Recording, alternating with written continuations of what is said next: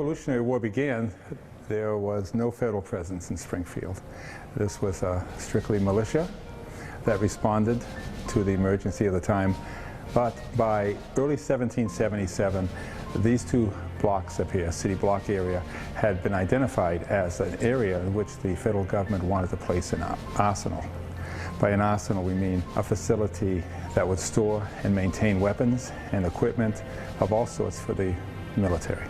In this case, it was for the Continental Army during the War of Independence, and the idea for it had been formulated in the year previously, in 1776, after a series of defeats of the Continental Army when it was driven through Long Island and across Brooklyn, through Manhattan, and eventually into New Jersey. At that time, Henry Knox, who was originally from Boston, was a bookseller, was head of artillery of General Washington, and had made the strong recommendation that a series of arsenal strong points in protected areas be established at primarily 2 to 3 places. Philadelphia was one, which continued throughout the war, off and on, dependent on whether the British were occupying the city or not. North of that was Carlisle, where they had removed to at the time the British were in Philadelphia, and that continued as an arsenal. And the other was Springfield. Springfield was not actually the first choice for the Northeast, for these eastern states as they called them. Originally they were going to put it in Brookfield, Massachusetts, which may seem like a funny choice today, but at the time it was the largest community in western Massachusetts. Costs were lower, there was more skilled labor, it was on the main national road, at that time the Boston Post Road.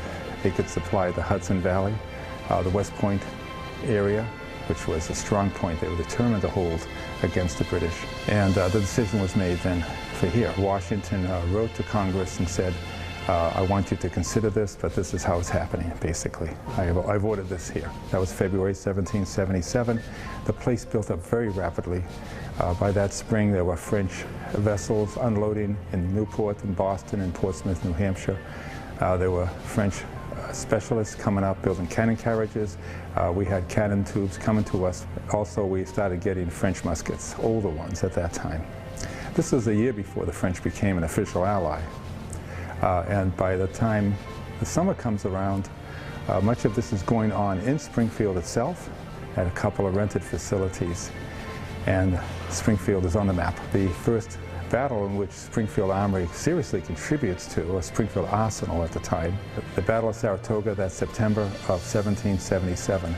And for that, Springfield Arsenal provides many of the artillery pieces, much of the ammunition, the clothing, tentage, and other equipage as well.